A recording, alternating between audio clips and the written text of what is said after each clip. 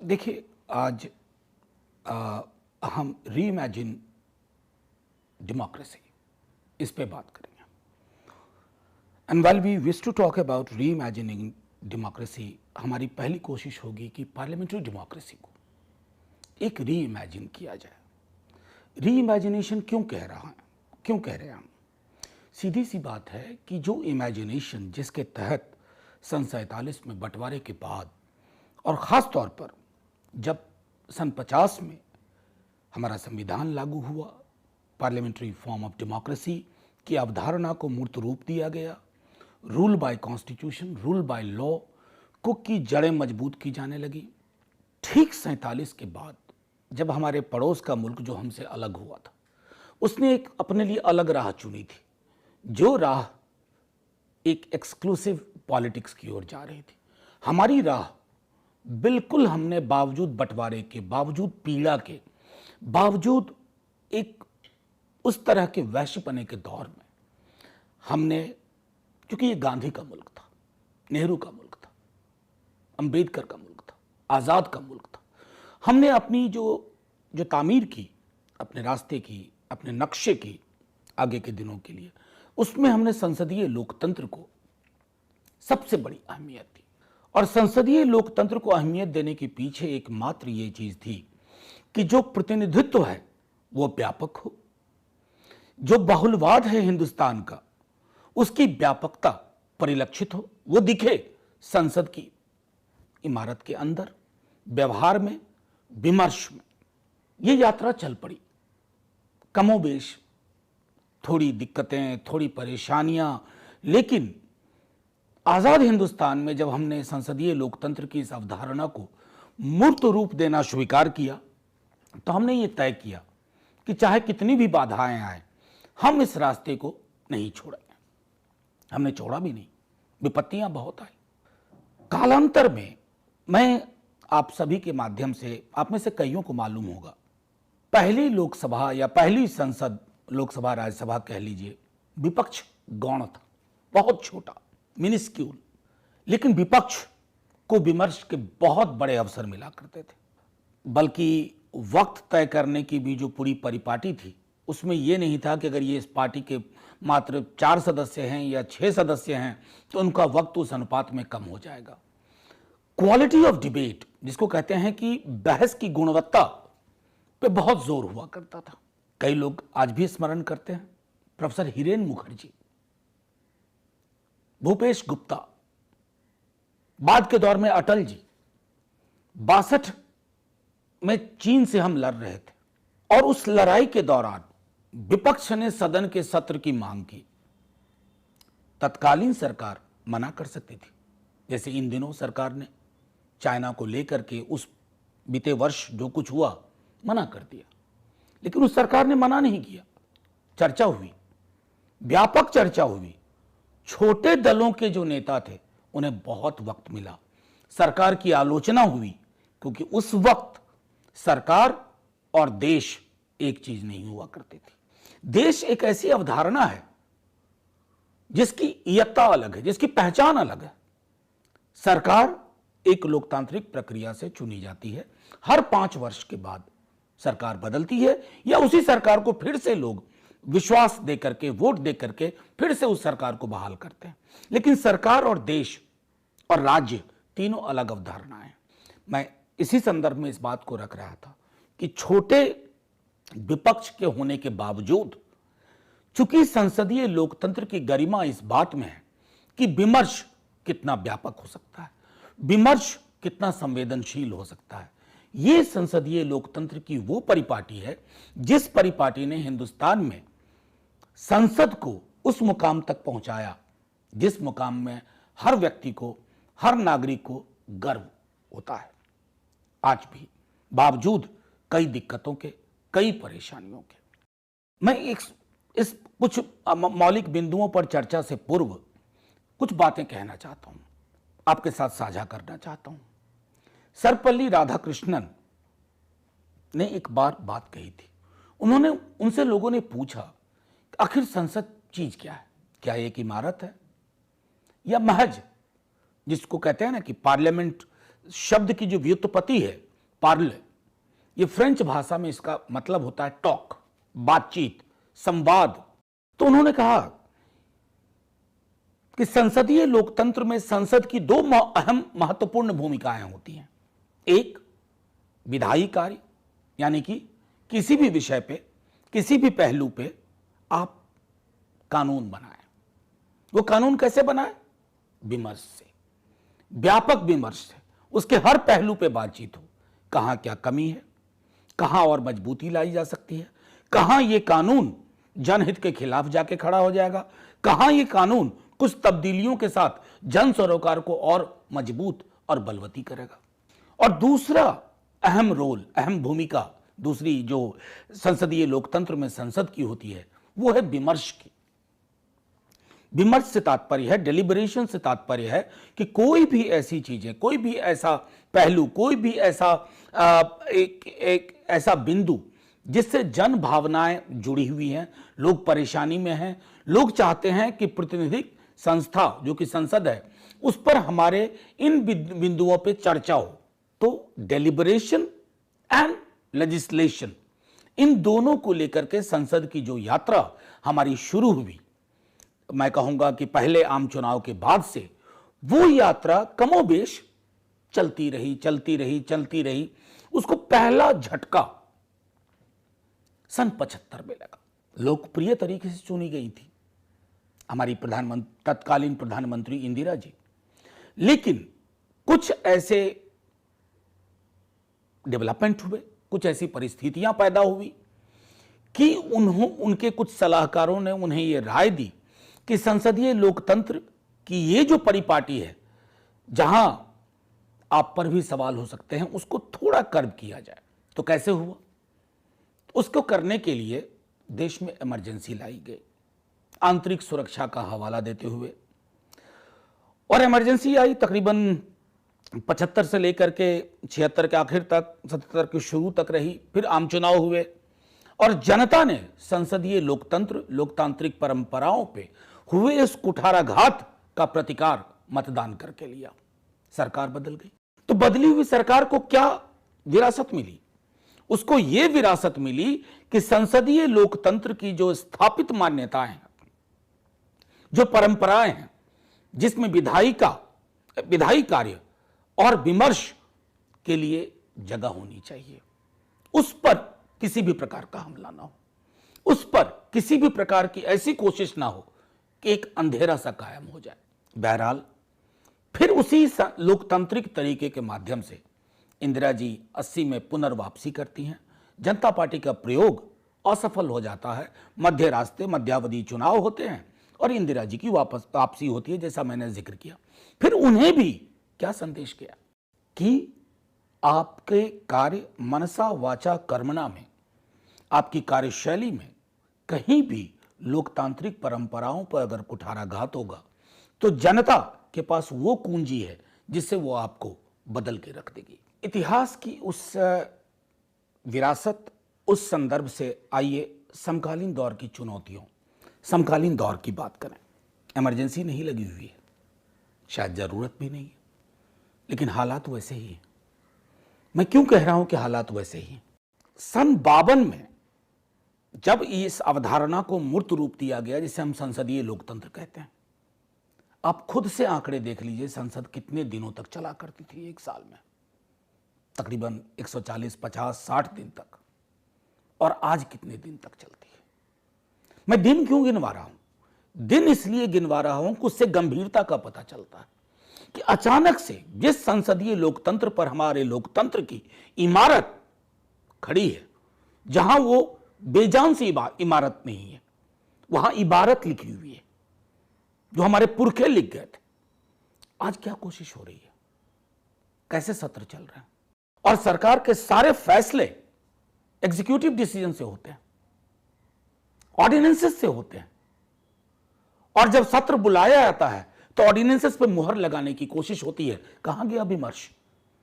कहां गई विधायी कार्य में एक व्यापक दृष्टिकोण से स्टेक होल्डर्स को साथ में लेकर के चलना? आखिर ये क्यों हो रहा है? इसकी थोड़ी पड़ताल हम सब के लिए बेहद आवश्यक है। मैं 2-3 बिंदुओं पर इस बात को रखूंगा। पहला बिंदु हमारा है, लोकतंत्र में बहुमत बेहद आवश्यक है। बहुमत से सरकार बनती है, जनता बहुमत देती है, कभी किसी दल विशेष को, कभी किसी कई दलों के गठबंधन को, कोएलिशन जिसे हम कहते हैं। उस बहुमत से एक सरकार बनाई जाती है। मेजॉरिटी बहुत आवश्यक है सरकार बनाने के लिए, लेकिन वो लाइसेंस नहीं हुआ करती है मेजॉरिटेरियन राजनीति के लिए। वो आपको एक तरह से खुली छूट नहीं है कि आप परंपराओं, रवायतों और हमारी जो विरासत है उसको कुठाराघात करके आप माई वे और हाईवे, ये मेरी मर्जी है, मैं इसे कर बैठूंगा, चाहे उसके पीछे संविधान की मूल तत्व की भावना, मूल भावना उसके पक्ष में हो या ना हो। आप देख लें कई कानून जो पास हुए हैं, चाहे सीएए का कानून हो, चाहे हाल के दिनों में कृषि कानून हो, और चाहे मोनेटाइजेशन का पूरा ये जो एक फ्लड गेट सा खुला हुआ है, ये आखिर चीजें क्या है, कोई भी देख ले। आप संविधान के प्रस्तावना के आईने में आपको देखने की कोशिश करनी चाहिए कि कोई कानून कैसा है। ये जो आपकी कार्यशैली है उस प्रस्तावना के आईने में कैसे दिखेगी, क्या मतलब रह जाएगा उन खूबसूरत भावनाओं का, स्वतंत्रता, न्याय, सामाजिक न्याय, अभिव्यक्ति की आजादी, अगर इस प्रकार के कानून पास होंगे और वो भी बिना व्यापक विमर्श के। तो हाल की सरकारों को, और खास तौर पर बीते 7-8 वर्षों में हमने ये साफ तौर पर देखा है कि जो मेजॉरिटी मिलती है ना लोगों से जो बहुमत प्राप्त होता है, लोग उसे लाइसेंस समझ बैठते हैं। लोग समझते हैं कि हम जो चाहें कर बैठे। कई दफा कहते हैं कि हमें तो लोगों ने मत दिया है। लोगों ने मत आपको शिक्षा, स्वास्थ्य, रोजगार के लिए दिया था, समेकित विकास के लिए दिया था, सबको साथ लेके चलने की बात के लिए दिया था। यह नहीं दिया था कि किसी 2 समुदाय को, 3 समुदाय को, 4 समुदाय को आपकी तथाकथित विकास की दौड़ में आप पीछे छोड़ दें। इसी नजरिए से मैंने वो बात कही थी कि majority in a parliament is a must to form the government, but majoritarian ideas emanating out of that mandate is dangerous to democracy. ये हमारी संसदीय लोकतंत्र की भावनाओं के खिलाफ है। तो अब दूसरी जो महत्वपूर्ण चीज है जो हम सबको स्मरण रखनी चाहिए, जो मैंने पहले भी कहा कि संसदीय लोकतंत्र विमर्श से चलता है। यह नहीं कि ये सत्ता पक्ष है और वो विपक्ष, वो चुनाव में खत्म हो जाता है। चुनाव हुए, एक सत्ता पक्ष बना जिसने सरकार बनाई, मंत्री बने, प्रधानमंत्री बने, लेकिन दूसरी ओर एक विपक्ष होता है। जनता ने विपक्ष को भी संसद में भेजा। क्यों भेजा है संसद में? ताकि सत्ता पक्ष की कार्यशैली को गौर से देखें, उनसे सवाल करें, अच्छा कर रहे हैं तो पक्ष में खड़े हों, और अगर ऐसी कोशिशें हो रही हैं जिससे कि जन सरोकार का अहित हो रहा है, ऐसी कोशिशें हो रही हैं जिससे नागरिक अधिकारों का हनन हो रहा है, ऐसी कोशिशें हो रही हैं जिससे बाजार के समक्ष राज्य की व्यवस्थाओं को पंगु बनाया जा रहा है, लहलुहान किया जा रहा है, तो विपक्ष का काम है आगाह करना, विपक्ष का काम है आलोचना करना, विपक्ष का काम है सलाह देना, विपक्ष का काम है कि किसी भी प्रकार से सरकार को यह संदेश देना चाहिए, क्योंकि चुनाव तो 5 वर्ष बाद होंगे। क्या चुनाव के बीच यह संवाद की परिपाटी खत्म हो जानी चाहिए? संसदीय लोकतंत्र की खूबी यही है, जो मैं दोबारा इस बात को कह रहा हूं, सबसे बड़ी खूबी है कि विमर्श लगातार चलने से सरकार को भी अद्यतन स्थिति की जानकारी मिलती है। सरकार को भी यह मुगालता नहीं रहता है कि हमको अब एक मेजॉरिटी मिली है और हमको अब किसी बात की कोई चिंता नहीं। तीसरी महत्वपूर्ण चीज है कि संसद में प्रतिनिधित्व का जो पूरा आइडिया है वो परिलक्षित होना चाहिए, वो टोकनिज्म का शिकार नहीं होना चाहिए। हमारे यहां रिप्रेजेंटेशन बीते कुछ वर्षों में टोकनिज्म का शिकार हो गया। टोकनिज्म की वजह से क्या होता है, आप गिनाते हो फलाना मंत्री फलाना समुदाय से, फलाना मंत्री फलाना समुदाय से, लेकिन क्यों? आखिर प्रतिनिधित्व अगर है तो वो जनमानस को संदेश अपने आप पहुंचेगा। दिक्कत यह है कि संदेश आपका इसलिए नहीं पहुंच रहा है क्योंकि वो उस संदेश में सच्चाई नहीं है, उसमें ईमानदारी नहीं है, उसमें बेबाक ईमानदारी नहीं है। तो एक तो दूसरी कोशिश प्रतिनिधित्व को उसकी व्यापकता में सरल सहज भाव से संसद के अंदर वो दिखे। चौथी महत्वपूर्ण चीज होगी बहुलवाद, जिसको हम कहते हैं डाइवर्सिटी। वो डाइवर्सिटी पार्लियामेंट्री डेमोक्रेसी में बेहद आवश्यक है। जैसे आप देखिए, लोकसभा लोअर हाउस है, सीधे तौर पे जनता अपने नुमाइंदे को, अपने प्रतिनिधि को चुन के भेजती है। राज्यसभा में अप्रत्यक्ष रूप से चुनी हुई विधानसभाओं से लोग राज्यसभा में आते हैं, जो हाउस ऑफ स्टेट्स भी कहते हैं। क्यों आवश्यकता है उसकी? हाल के दिनों में आप सब वाकिफ होंगे कि कई सारी चीजें, हालांकि सरकार के आला लोग कहते हैं कोऑपरेटिव फेडरलिज्म, सहकारी संघवाद, लेकिन हकीकत में वो सहकारी संघवाद जमीन पे नहीं उतरता है। हमने देखा कोविड के दौरान हैंड होल्डिंग नहीं हो रही थी। हमने देखा कोविड के दौरान ब्लेम गेम चल रहा था। हम कोविड से नहीं लड़ रहे थे, सेंटर स्टेट से लड़ रहा था। ये क्यों हो रहा है? क्योंकि आप फेडरल प्रिंसिपल को, जो कि कोर है हमारी पार्लियामेंट्री डेमोक्रेसी का, हमारे संसदीय लोकतंत्र का, हमारी महती हमारी परंपराओं का, आपने उस पर कुठाराघात करने की कोशिश की है। कभी भाषा के सवाल पर, कभी टैक्स के कॉन्सेंट्रेशन के सवाल पर, कभी जो स्टेट्स के पावर थे उसको लेने की कोशिश के सवाल पर। तो इससे क्या होता है कि इससे भी एक व्यापक कई राज्यों में यह संदेश जाता है कि हमारे लोकतंत्र में ये जो कुरूप चीजें हाल के दिनों में विकसित हुई हैं, अगर इन पर लगाम नहीं लगी तो मैं समझता हूं, और आप सब इस बात से सहमत होंगे कि ये संसदीय लोकतंत्र को कल को संग्रहालय की वस्तु न बना दे। एक टिप्पणी मैं और करना चाहता हूं, और वो टिप्पणी खासी तौर पर इसलिए भी महत्वपूर्ण है कि हाल के दिनों में हमने देखा है कि संसद के अंदर विपक्ष, जो मैंने पहले भी एक बात कही थी कि विपक्ष या सत्ता पक्ष, जैसा शुरू में मैंने कहा कि पार्लियामेंट में पार्ले शब्द है, टॉक, कॉन्वर्सेशन। कॉन्वर्सेशन का मतलब क्या है? संवाद। संवाद का मतलब क्या होता है? सुनना और सुनाना। हमारी आज की सरकार ने सुनना लगभग बंद कर दिया है, सुनती नहीं है, सुनाती है।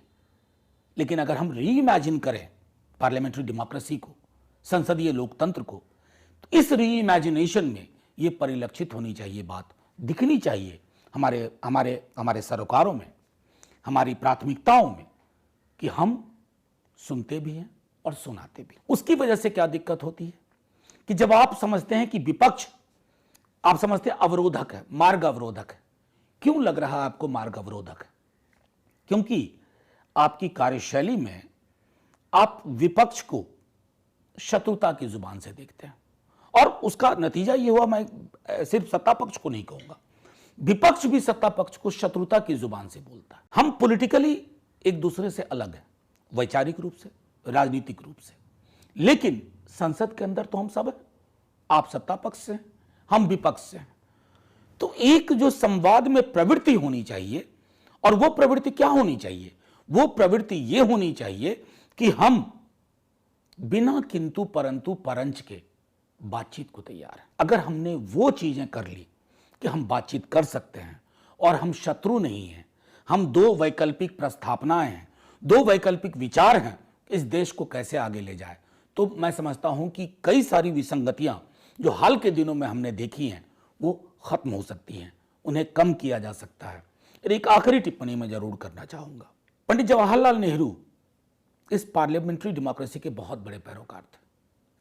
चाहते तो 47 के आसपास जितने मुल्क आजाद हुए, उसमें शायद हम अकेले मुल्क थे जिसने इस रास्ते को चुना था।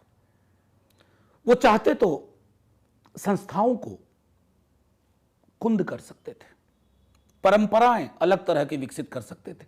वो भी कहते मैं, मेरा, मुझको, उससे बियॉन्ड कुछ नहीं। लेकिन ऐसा उन्होंने नहीं किया। जब हम पार्लियामेंट्री डेमोक्रेसी की, संसदीय लोकतंत्र के री इमेजिनेशन की बात करते हैं, तो री इमेजिनेशन में बहुत कुछ नहीं करना, हमें बैक टू बेसिक्स जाना है, मौलिक चीजों पे जानी है। देखना है कि कॉन्स्टिट्यूएंट असेंबली डिबेट में संसदीय लोकतंत्र से हमारी अपेक्षाएं क्या थी, हम कैसा लोकतंत्र चाहते थे संसदीय। और एक बार अगर हम वहां पहुंच गए, कॉन्स्टिट्यूएंट असेंबली डिबेट्स 52-57 की हम अगर डिबेट और डिस्कशन देखें, उपलब्ध हैं सब कुछ, तब पता चलेगा कि हिरेन मुखर्जी, भूपेश गुप्ता और कई अन्य नाम, या इवन अटल बिहारी वाजपेयी जी संसद में कैसे अपनी बातें रखते थे और कैसे सरकारें सुनती थी। और हां, उस वक्त के प्रधानमंत्री संसद को सबसे बड़ी प्राथमिकता देते थे, घंटों बैठे होते थे। हमें अगर संसदीय लोकतंत्र की उस खूबसूरत पहलू को पुनर्बहाल करना है तो ये सिर्फ राजनेताओं से नहीं होगा, ये आम छात्र, विद्यार्थी, मजदूर, किसान, उन्हें ये बात बार बार उठानी होगी, कहना होगा, हमें हमारी पुरानी वाली लोकतांत्रिक व्यवस्थाएं हाथ में दीजिए, हमें हमारी पुरानी संसदीय परंपराएं हमारे हाथ में दीजिए, जहां सत्ता पक्ष और विपक्ष एक दूसरे के शत्रु नहीं है, दो वैकल्पिक विचारधाराएं हैं, लेकिन दोनों का उद्देश्य एक है कि हिंदुस्तान में डेमोक्रेसी और उसकी जड़ों को कैसे मजबूत किया जाए। मैं इसी आशय से इस बात को यहां खत्म करूंगा। जय हिंद।